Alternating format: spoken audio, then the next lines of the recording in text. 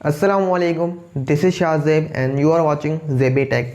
तो आज की इस वीडियो के अंदर मैं बात करूंगा OPPO F19 के बारे में। अब यहाँ पे जो OPPO F19 Pro है वो पहले ही लॉन्च कर दिया गया है। अब नेक्स्ट जो OPPO लॉन्च करने वाला है वो है OPPO F19। तो अगर आप इस स्मार्टफोन का वेट कर रहे हो और जानना चाहते हैं कि इसके अंदर हमें क्या क्या स्पेसिफिकेशन वगैरह देखने को मिल जाती हैं, क्या प्राइस होने वाली है इसकी और कब तक इसको लॉन्च कर दिया जाएगा पाकिस्तानी मार्केट के अंदर, तो आप इस वीडियो का अंत तक जरूर देख लीजिएगा, आपको सारा ही कुछ पता चल जाएगा। और वीडियो अगर पसंद आए तो वीडियो को लाइक जरूर कर दीजिएगा। चैनल पर नए हैं, मुझे पहली दफ़ा देख रहे हैं तो चैनल को सब्सक्राइब कर देना और बेल आइकन को दबा देना ताकि जब भी कोई इस तरह की न्यू वीडियो आए आपके पास नोटिफिकेशन आ जाए। तो करते हैं आज की वीडियो स्टार्ट। सबसे पहले यहाँ पर बात कर लीजिए इसके डिज़ाइन की।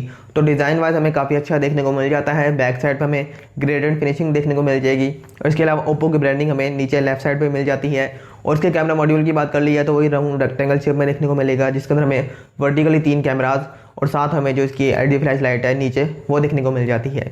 बाकी फ्रंट की बात करें तो फ्रंट साइड पे हमें पंच होल देखने को मिल जाएगा लेफ्ट साइड पे, और उसका जो साइज है वो काफ़ी तकरीबन छोटा देखने को मिल जाता है।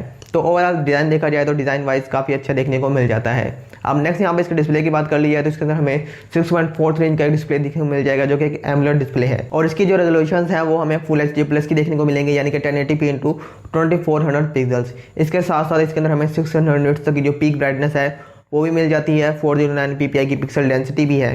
तो ओवरऑल यहाँ पे देखा जाए तो फ्रंट डिस्प्ले काफ़ी अच्छा देखने को मिल जाता है। बस यहाँ पे जो रिफ्रेश रेट है वो ज़्यादा नहीं देखने को मिलेगा, वही सिंपल 60 हर्ट्ज मिल जाता है। और 180 हर्ट्ज का जो टच सैम्पलिंग रेट है वो गेमिंग के दौरान आपको देखने को मिलेगा। बाकी ओवरऑल यहाँ पे नॉर्मल 135 हर्ट्ज का ही नॉर्मल यूजर्स के अंदर देखने को मिलता है। तो ओवरऑल डिस्प्ले यहाँ पे देखा जाए तो बस ठीक है, बस रिफ्रेश रेट के अलावा बाकी अगर यहाँ पे देना चाहिए था 90 हर्ट्ज एटलीस्ट, वो नहीं दिया गया।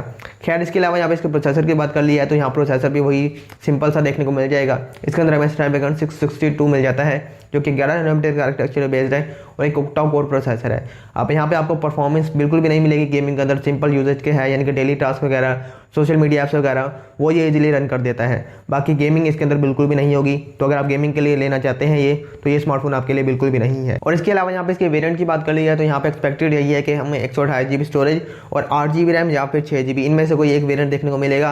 अगर यहाँ पे पिछले प्रीवियस रिकॉर्ड को देखें तो हमें 8GB 128 वाला ही देखने को मिलेगा और इसकी प्राइस भी वैसे ही उसी हिसाब से ही होगी। और यहाँ पे जो स्टोरेज टाइप है वो मेंशन नहीं किया गया।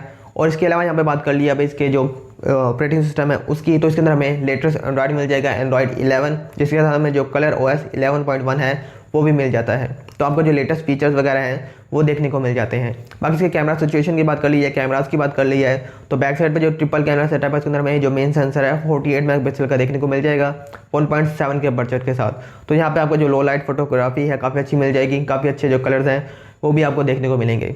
बाकी जो 2 सेंसर्स हैं उसके अंदर हमें एक मैक्रो सेंसर 2 मेगापिक्सल का और 2 मेगापिक्सल का हमें एक डेप्थ सेंसर मिल जाता है। और दोनों का ही हमें जो अपर्चर है 2.4 मिल जाएगा। तो डे लाइट के अंदर अच्छा परफॉर्म कर जाएंगे, लेकिन लो लाइट के अंदर इतना कोई खास परफॉर्म नहीं करेंगे।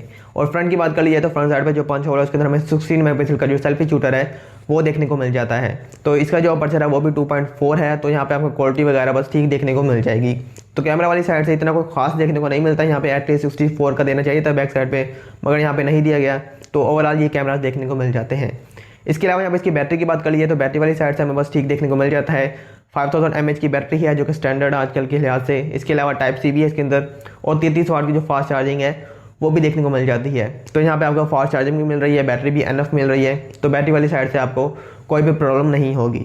और इसके अलावा यहाँ पे इसके थिकनेस और वेट की बात कर ली है तो ये जो स्मार्टफोन है हमें अच्छा खासा यानी कि स्लिम देखने को मिल जाएगा। इसके अंदर हमें 7.95 mm की जो थिकनेस है वो देखने को मिल जाती है और इसका जो वेट है 175 ग्राम का देखने को मिलेगा। तो ये आपको इतना कोई थिक भी नहीं देखने को मिलता, ना इतना कोई हैवी, बस आपको लाइटर वेट देखने को मिलेगा। और इसकी जो हैंड फील है वो भी काफ़ी अच्छी होने वाली है। और इसके अलावा इसके कलर्स की बात कर ली है तो इसके 2 कलर्स होने वाले हैं, एक मिडनाइट ब्लैक और दूसरा है ब्लू। तो ये 2 कलर्स होंगे इसके। और इसके अलावा यहाँ पे इसके फिंगरप्रिंट स्कैनर की बात कर ली है तो एमोलेड डिस्प्ले है, ऑब्वियसली यहाँ पे हमें अंडर डिस्प्ले फिंगरप्रिंट स्कैनर देखने को मिल जाएगा। तो यहाँ पे आपको जो फीचर्स लुक है इसकी वो भी देखने को मिल जाएगी, जो स्पीड वगैरह है वो भी ठीक देखने को मिलेगी। तो ये तो होगी ओवरऑल स्पेसिफिकेशन वगैरह OPPO F19 की। बाकी आप कोई भी चीज़ मिसिंग है अगर या कोई आपके क्वेश्चन है तो आप नीचे में पूछ सकते हैं।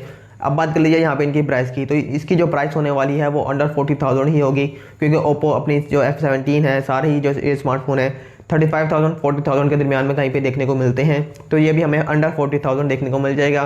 बाकी इसकी लॉन्च डेट की बात कर ली जाए तो इसका जो लॉन्च है वो हमें इसी नेक्स्ट मंथ देखने को मिल जाएगा 10 से 15 मई के दरमियान में कहीं पे, और इसको लॉन्च कर दिया जाएगा, ये कंफर्म है। बाकी मेरे ओपिनियन की बात कर ली है तो ये सिर्फ स्मार्टफोन है, इतना कोई खास देखने को नहीं मिलता कि आप इसके अंदर जो 40,000 की जो प्राइस टैग है उसके अंदर आप बाई करें। आप दूसरे स्मार्टफोन भी बाई कर सकते हैं, जिसके अंदर में जो Realme 8 है रिसेंटली ही लॉन्च हुआ है, तो आप वो भी बाई कर सकते हैं, अच्छी चॉइस है वो भी। बाकी Redmi Note 10S भी आने वाला है तो आप उसका भी वेट कर सकते हैं। इसके अलावा जो Redmi Note 10 Pro है, आप बजट आपका 4,000 ज़्यादा है तो आप उसको भी कंसीडर कर सकते हैं। तो मेरा नहीं ख्याल कि आपको OPPO F19 बाई करना चाहिए अगर ये 40,000 के प्राइस टैग के साथ आता है। अंडर 35 आता है तो आप इसको कंसीडर कर सकते हैं, आपको वैल्यू फॉर मनी थोड़ी बहुत प्रोवाइड कर देगा।